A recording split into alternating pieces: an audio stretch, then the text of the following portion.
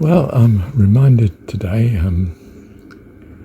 that you especially need to guard yourself against concern. You know, it might be concern for future finance or how you're going to pay such and such a bill.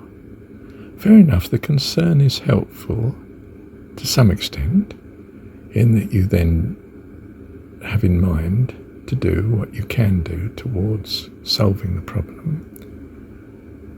But do it in a situation where you're thanking God for the difficulty, because it's actually a blessing, although you don't realize it. And, you know, you're conscious of this when you thank God. This could well be a blessing. I'm going to trust you for it. And each time it occurs to you that you're stressed about this difficulty, you go through the same procedure. You say quite spontaneously, "Thank you, God. I leave it with you. Thank you that you love us. You're an all-powerful God and you love us. I'm trusting it to you." Now, I don't want to take off so much concern that you don't actually put the thing right in as far as you can put it right. That would be a great shame, wouldn't it? Because, I mean, it is there to guide us. Avoid this in the future, if you can. Avoid creating this problem for others, if that's a possibility, you know. It's a wonderful blessing in that way. But it is not sent to harass you and cause you stress, because you know in your heart you're a child of God. He's all-powerful and he loves you. If he's allowed this, it's to show you something, possibly, yes.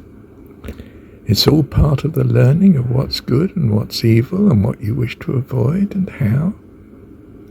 But it's done now in an assurance of his well-being, come what may.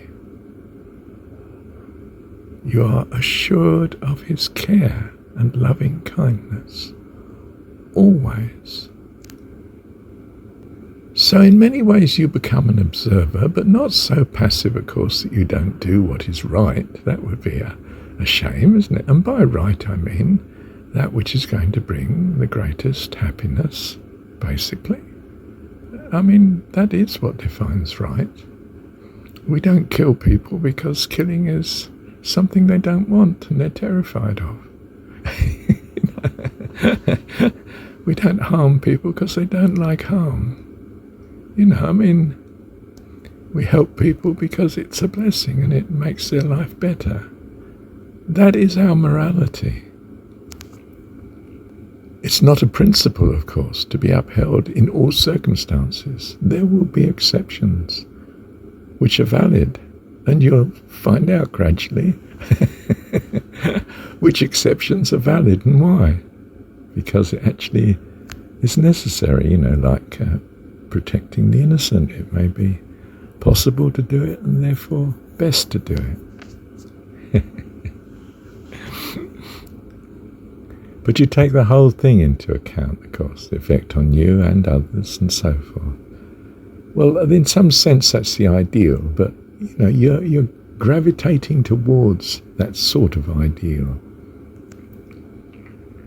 You might be annoyed with yourself for making a mistake and costing yourself a bit of money. But you know in your heart, God has always provided. It's not a stressful situation. And he wouldn't want it to be a stress to you.